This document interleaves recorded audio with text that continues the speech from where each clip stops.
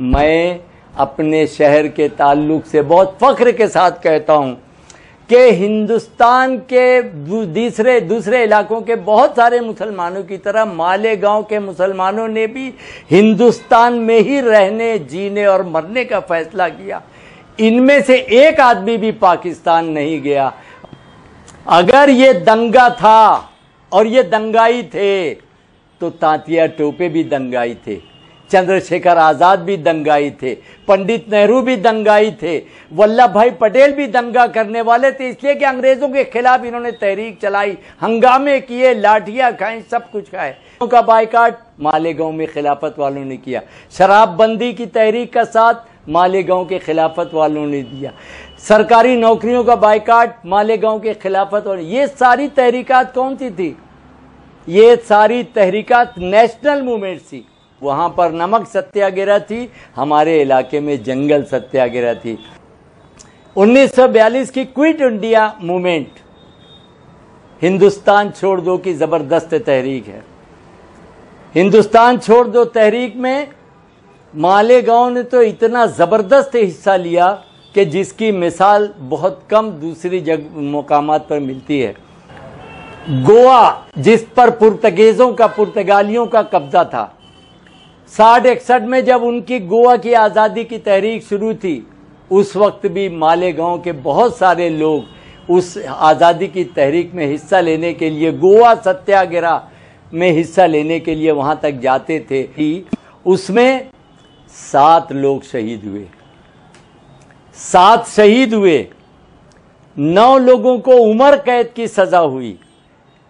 100 के लगभग 3 बरस कैद झेली उन लोगों ने और 6 लोगों को मुख्तलिफ सजाएं हुई।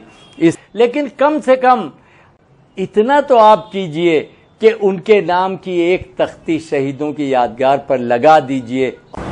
नूरी एकेडमी के तमाम नाजरीन और सामीन को मेरी जानिब से बहुत बहुत आदाब और साथ ही साथ यौम आज़ादी की पुरखुलूस मुबारकबाद। आज़ादी के इस मौके पर मेरा जी चाहता है कि मैं अपने वतन मालेगांव के ताल्लुक़ से और यहाँ के लोगों ने आज़ादी में क्या हिस्सा लिया, कैसे उन्होंने अंग्रेज़ों के ख़िलाफ़ लड़ाई लड़ी, कैसे बरतानवी हुकूमत के मज़ालिम के ख़िलाफ़ उन्होंने जंग की, इन सारी चीज़ों की तफसील मैं आप तक पहुँचाऊँ। मैं ऐसा मानता हूँ कि जो भी, अगर आप इसको मानते हैं कि हिंदुस्तान से अंग्रेज़ों को निकाल बाहर करना आज़ादी की लड़ाई है, तो मैं इसको मानता हूँ कि हिंदुस्तान पर अंग्रेज़ों को कब्ज़ा न होने देना भी आज़ादी की लड़ाई है। लेकिन इस पर इसको कम अहमियत दिए थे। मैं आपसे बताऊं कि 1857 की जंग आज़ादी जो हमारे यहाँ लड़ी गई और जिसमें हिंदुस्तानी सिपाहियों ने ख़ास तौर पर हिस्सा लिया था, जिसके बहुत से हीरो मशहूर हुए, तांतिया टोपे, मंगल पांडे या इस किस्म के और दूसरे बहुत सारे लोग, तो उस वक्त तक तो अंग्रेज़ों का मुकम्मल कब्ज़ा हुआ भी नहीं था। इसके बावजूद अंग्रेज़ों का कब्ज़ा उसी वक्त हुआ था, लेकिन ये सारे लोग जो थे उस कब्ज़े के ख़िलाफ़ लड़ाई लड़ रहे थे और इनको आज भी हम ज़बरदस्त मुजाहिदे आज़ादी तस्लीम करते हैं। आप सोचेंगे कि इसमें मालेगांव का क्या हिस्सा होता है? एक छोटा सा गांव, एक छोटा सा शहर और बहुत पुराना भी नहीं। तो मैं आपसे अर्ज़ करूं कि नहीं, चंद बड़े नामों के गिर्द हमारी तारीख़ आम तौर पर घूमती रहती है, लेकिन सच बात यह है कि हिंदुस्तान के मुल्क के चप्पे चप्पे से, गली गली से लोगों ने आज़ादी का परचम लहराने के लिए अपनी जद्दोजहद की। गली गली में लोगों ने कुर्बानियाँ दी, शहादत के जाम पिए और साथ ही साथ अंग्रेज़ों के ख़िलाफ़ जितनी ज़बरदस्त तहरीकें चली उन सब में हिस्सा लिया। तो मालेगांव कैसे पीछे रहता? मैं तो ऐसा मानता हूँ कि मालेगांव की पहली लड़ाई जो है वो मालेगांव के किले की लड़ाई है। किला, देखिए, थोड़ा सा तारीख में पीछे की तरफ जाने की ज़रूरत पड़ेगी। 1818 में अंग्रेजों के सामने मराठा हुकूमत ने हथियार डाल दिए। उसके बाद कैप्टन मैकडॉवेल को बरतानवी हुकूमत ने मुकर्रर किया कि जितने किले हैं मराठों के उन सब पर कब्जा करने का काम शुरू किया जाए। मैकडॉवेल ने अपना काम औरंगाबाद से शुरू किया। वो वहां से रवाना हुए, पहले पहुंचे चांदौड़, एक दिन में किला फतेह किया। फिर उसके बाद नासिक, त्र्यंबक, इंद्राई, अंकाई टंकाई में तो किसी ने कोई मज़ाहमत ही नहीं की, खामोशी से किला हवाले कर दिया गया। सारे किला जात को आप देखेंगे, कैप्टन मैकिंटोश या कैप्टन मैकडॉवेल बाकायदगी से हर किले पर कब्जा करते हैं, दिन 2 दिन में, बस इससे ज़्यादा कहीं उसको ताकत का इस्तेमाल भी नहीं करना पड़ा। लेकिन जब वो मालेगांव के किले पर कब्जा करने के लिए पहुंचा है, तब यकीन जानिए कि उसको दांतों पसीना आ गया। उसके साथ जब वो पहली दफ़ा मालेगांव के सरहदों में दाखिल हुआ, तो ये बात याद रखिए, उसके साथ 983 सिपाही थे, तोपें थी, गोला बारूद थे, और इन सब को लेकर उसने मालेगांव के साउथ वेस्ट में बोलना चाहिए कि जुनूब मगरिबी इलाके में जो कभी मोती बाग कहलाता था, उस तरफ उसने अपना मोर्चा लगाया। और किला क्या था? किले पर 350 सिपाही थे। 350 सिपाहियों में 310 अरब फौजी थे, अरब मुसलमान थे, और 40 हिंदुस्तानी फौजी थे। मैं आपसे बहुत साफ अर्ज करता हूं कि और तरफ अरब और किसी ने लड़ाई न लड़ी हो और किसी ने किले की हिफाजत में जान की बाजी न लगाई हो, लेकिन 2 जगह जरूर इन अरब फौजियों ने जान की बाजी लगाई। ये अरब फौजी याद रखिए, ये इनका वतन अरब नहीं था, ये तो हिंदुस्तान पर जिन बादशाहों ने हुकूमत की उनके साथ जुनूबी हिंदुस्तान में आने वाले उनके फौजी जो थे, उनकी औलादों में से थे। और बाद में ये मुख्तलिफ जगहों पर मुलाजमतें करते रहे, मुख्तलिफ फ़ौजों में मुलाजमतें करते रहे, और इनमें से बहुत सारे मराठा फ़ौजों में भी मुलाजिम हो गए। तो मैं आपसे को बता रहा हूँ कि ये मराठा फ़ौजों के तनख्वाहदार मुलाजिम थे। इनको लड़ाई लड़ने की क्या ज़रूरत थी? जैसे सब लोगों ने किला हवाले कर दिया था, ये भी हवाले कर देते, क्योंकि अंग्रेज़ों के सामने एक किला तो टिक नहीं सकता था। लेकिन ये मालेगांव का वक़ार इससे बढ़ जाता है ये बताने में। मालेगांव की शान मैं आपको बतलाने जा रहा हूँ कि यहाँ के अरब फौजियों ने जो 310 थे और 40 हिंदुस्तानी फौजी जो किले पे मौजूद थे, उन्होंने 16 मई से लेके 13 जून 1818 तक उन्होंने ये सारा लड़ाई जो है वो लड़ी और अंग्रेज़ों को किले के अंदर घुसने नहीं दिया। इल्ला माशाअल्लाह जब मजबूर नहीं हो गए और उनका जो ज़ख़ीरा था गोला बारूद का वो ख़त्म नहीं हो गया। आप यकीन करें या न करें, लेकिन अंग्रेज़ों ने पूरी ताकत इस किले पर झोंक दी थी और उनके 33 आदमी मारे गए। किले का कोई फौजी ज़ख्मी तक नहीं हुआ। अंग्रेज़ों के 175 आदमी ज़ख्मी हुए, किले का कोई आदमी ज़ख्मी नहीं हुआ। उन्होंने 6,667 गोले दागे। उनके पास 33 तोपें थी, उनके पास हज़ारों फौजी थे। ये सब होते हुए भी अंदर के फौजियों ने, जो मराठा सरदार राजे बहादुर नारोशंकर के तनख्वाहदार मुलाजिम थे और अपने सरदार के किले की हिफाजत में जान की बाजी लगाए हुए थे, लड़ाई 1 महीने तक वो शान से मुकाबला करते रहे, जी जान से मुकाबला करते रहे। और अंग्रेज, क्या आप इसको आज़ादी की लड़ाई नहीं मानेंगे?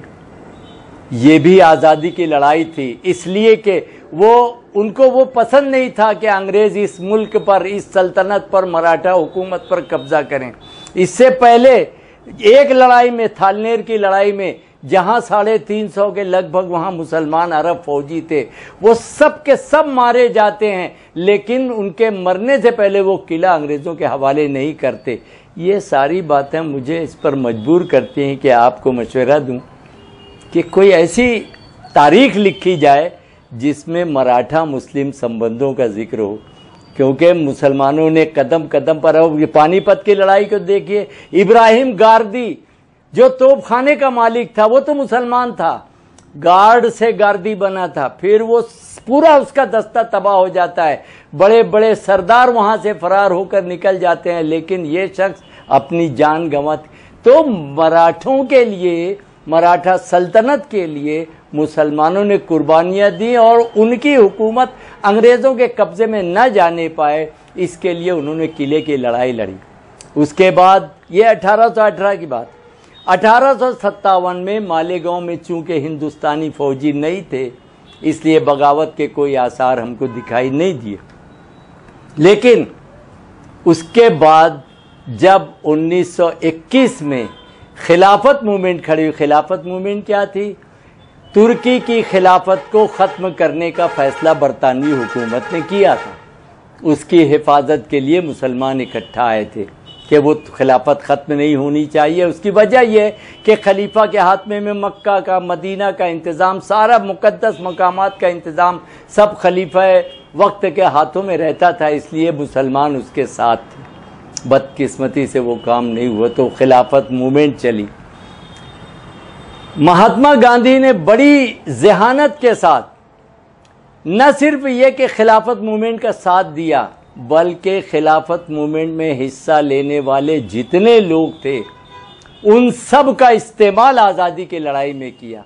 मसलन ये कि विदेशी कपड़ों का बायकाट मालेगांव में खिलाफत वालों ने किया, शराबबंदी की तहरीक का साथ मालेगांव के खिलाफत वालों ने दिया, सरकारी नौकरियों का बायकाट मालेगांव के खिलाफत वालों। ये सारी तहरीकात कौन सी थी? ये सारी तहरीकात नेशनल मूवमेंट थी, ये तो कौमी तहरीकें थी। इसलिए अगर कौमी तहरीक के साथ मुसलमान जाते हैं तो जाहिरी बात है कि आप उसको भी आज़ादी की तहरीक मानेंगे कि नहीं मानेंगे। ये अलग बात है कि इस तहरीक को और इसमें जो लोग शहीद हुए उनको दंगाई कहा गया, लेकिन मैं उस पर बाद में आऊँगा। तो हुआ ये कि खिलाफत मूवमेंट एक बार ऐसा हुआ कि समरना फंड के नाम से कुछ पैसा जमा करने की बात मुसलमानों में चली। हर ये मेहनत कश अवाम यहाँ के पावरलूम बुनकर जो थे, रंगीन साड़ियाँ चलाते थे, वो एक एक फदिया बोलते थे, जिसको हम लोग पाई बोलेंगे, कि 64 पाइयों का पैसों का 1 रुपया होता था। वो 1 पैसा कटाने का काम ये लोग करते थे ताकि समरना फंड, वो समरना फंड के लिए हुकूमत ने जुल्म ज़बरदस्ती से रोकना चाहा। अच्छा, वॉलेंटियर भी बड़े दिलचस्प थे खिलाफत मूवमेंट के, लाठी काठी लेके पैसा वसूल करते थे। हुकूमत ने पाबंदी लगाई कि लाठी लेकर चलना नहीं, लेकिन ये लोग नहीं माने और जोश जज्बात में उसके बाद बात बढ़ी। भास्कर राव, जिसको भास्कर राव हम लोग बोलते हैं, भास्कर राव जो इंस्पेक्टर था, सब इंस्पेक्टर, उसने बाकायदगी से कोर्ट में खड़े होकर कहा कि इनको इतनी जुर्माने की सजा, इनको गिरफ्तार किया था कि इनको पूरा ठोको, जितना जुर्माना ठोक सकते हो। लोग चिढ़ गए और फिर उसके बाद एक बहुत बड़ा हंगामा हुआ, जिसमें उसकी लंबी तारीख है, उसको जाने दिए। ये भास्कर राव मारा गया और कुछ बोलते हैं कि मंदिर को आग लगा दी कि जो जहां ये छुपा हुआ था। लेकिन इस पर मैं थोड़ी देर के बाद आपसे, अब ये मैं आपसे बताऊं, इस सिलसिले में तकरीबन मैं थोड़ा सा फैक्ट्स एंड फिगर से बात करना चाहता हूं, इसलिए मैं आपको बताऊं कि इस सारे हंगामे में 1921 की खिलाफत मूवमेंट में, जो कि बहुत ज़बरदस्त आज़ादी की तहरीक थी, उसमें 7 लोग शहीद हुए। 7 शहीद हुए, 9 लोगों को उम्र कैद की सज़ा हुई, 100 के लगभग 3 बरस कैद झेली उन लोगों ने, और 6 लोगों को मुख्तलिफ सज़ाएँ हुई। इस तरीके से आप देखें कि हिंदुस्तान की जंग आज़ादी में पुरजोश तरीके से मालेगांव के लोग। और चाहे एक बात, खिलाफत मूवमेंट में आप ये ना मानिए कि सिर्फ मुसलमान थे, बल्कि इसमें गैर मुस्लिम भी थे, और दोनों ने मिलकर ये तहरीक चलाई जिसकी एक लंबी तारीख है। मैं सिर्फ एक बात बोलना चाहूँगा ताकि उसकी सफाई हो जाए।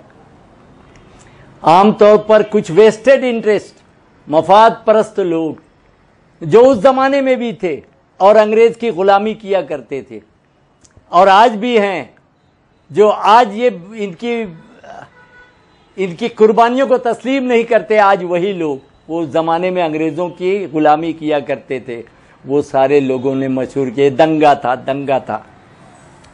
मैंने अपनी किताब में लिखा है, अगर ये दंगा था और ये दंगाई थे तो तांतिया टोपे भी दंगाई थे, चंद्रशेखर आजाद भी दंगाई थे, पंडित नेहरू भी दंगाई थे, वल्लभ भाई पटेल भी दंगा करने वाले थे। इसलिए कि अंग्रेजों के खिलाफ इन्होंने तहरीक चलाई, हंगामे किए, लाठियां खाई, सब कुछ खाए। तो इसका मतलब दूसरा, मैं ऐसा मानता हूं कि ये जो लोग इनके खिलाफ जो बातें फैलाई गई वो इंतहाई गलत थी, और मंदिर जलाने का इल्ज़ाम इंतहाई गलत है। मैं आपसे बताऊं, जहां पर इन्होंने जिस घर को घेरा था, जिसमें भास्कर राव घुसा हुआ था, उसको निकालने के इन्होंने जीने पे आग लगाई।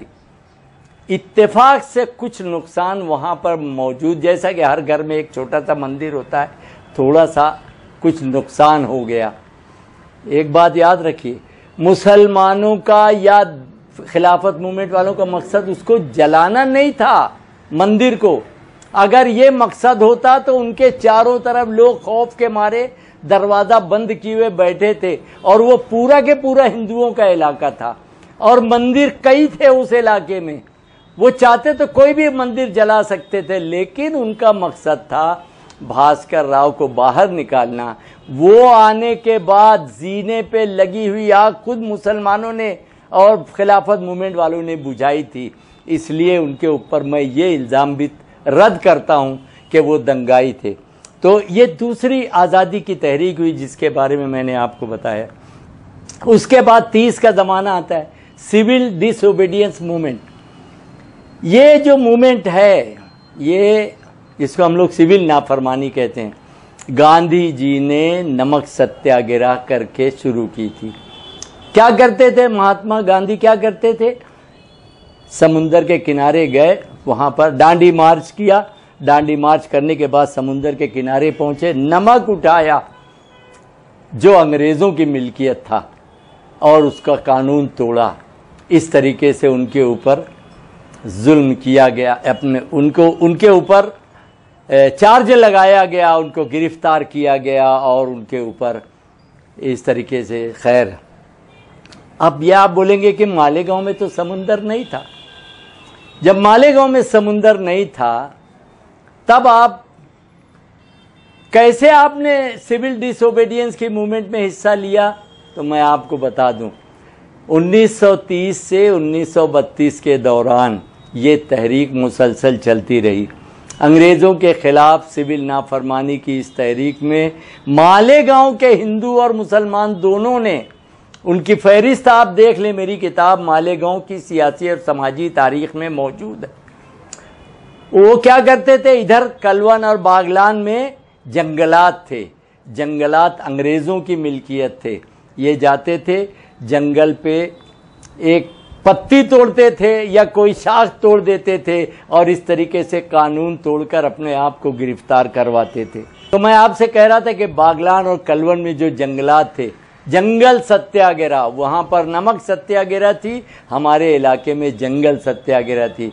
ये दो तरीके थी। खैर, उसकी तफसील में नहीं जाना है। मालेगांव के लोगों ने भी, हिंदू मुसलमानों ने अंग्रेज़ों के खिलाफ गांधी जी और इंडियन नेशनल कांग्रेस और कौमी तहरीक के शाना बशाना रहकर वहाँ जाके जंगल की पत्तियाँ तोड़ते थे, अपने आप को गिरफ्तार करवाते थे।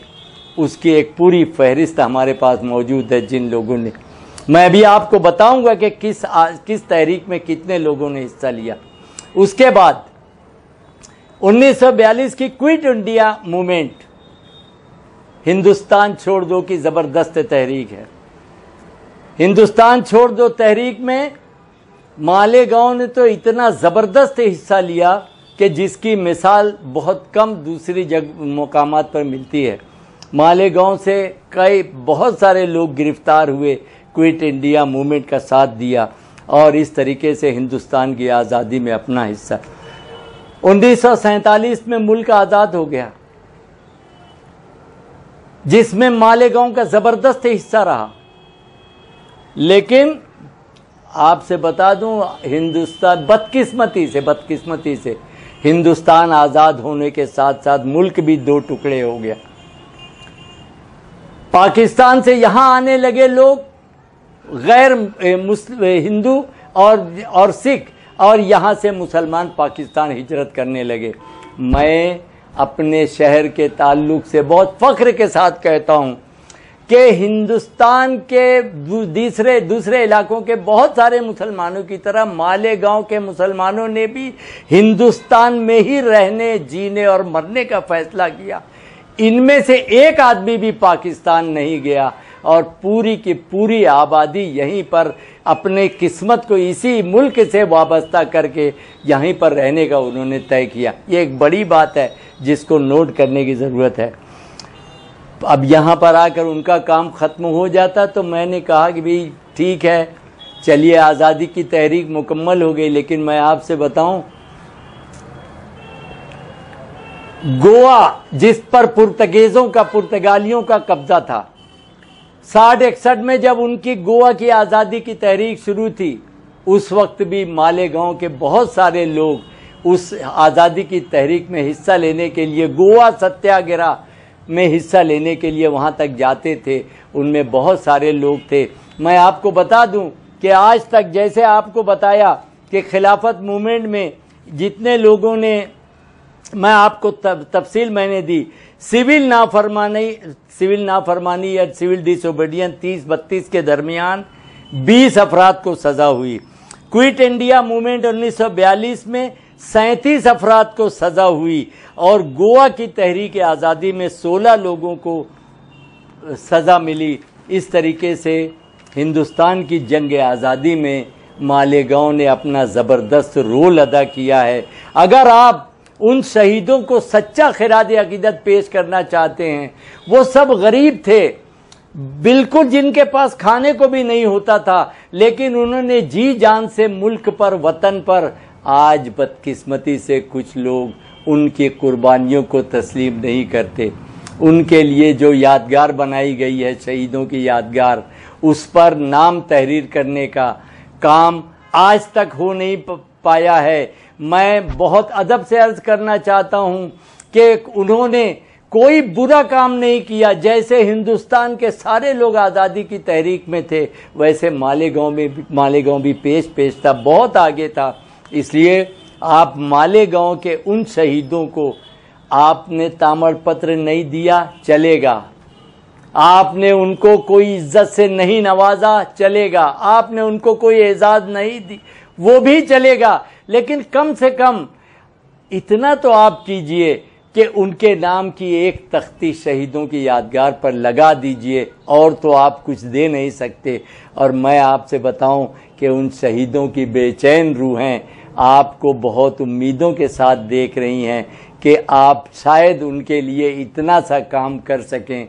मैं आपसे बहुत अदब से अर्ज़ करता हूं कि इस काम में दिलचस्पी लें। हिंदू और मुसलमान सारे भाइयों से अपील करता हूं, किसी के बहकावे में ना आइए। अगर आप खिलाफत मूवमेंट को दंगाई मानते हैं तो मानिए, मैं कहाँ बोलता हूं कि मत मानिए, लेकिन इसके साथ साथ आपको ये भी देखना चाहिए कि 1930 में, 1942 में गोवा की तहरीक आज़ादी में, उससे पहले किले की लड़ाई में, ये सारे लोग मालेगांव के लोग आगे आगे रहते हैं। इसलिए उनके अंदर कोई फ़िरका परस्ती नहीं थी, कोई दो सोच नहीं थी। वो सबको एक मानते थे, एक साथ चलते थे, एक साथ उनके सारे कारोबार होते थे, और उन्होंने आज़ादी की लड़ाई में भी मिलजुल कर हिस्सा लिया। इसलिए उनका हक उनको पहुंचाइए। आपको यौम आज़ादी की भरपूर मुबारकबाद देते हुए मैं अपनी ये छोटी सी बात को ख़त्म करता हूँ। उम्मीद है कोई बात होगी तो फिर आप इस चैनल के ज़िम्मेदारों से ज़रूर कीजिएगा, हम आइंदा उस पर गुफ्तगू करेंगे। शुक्रिया।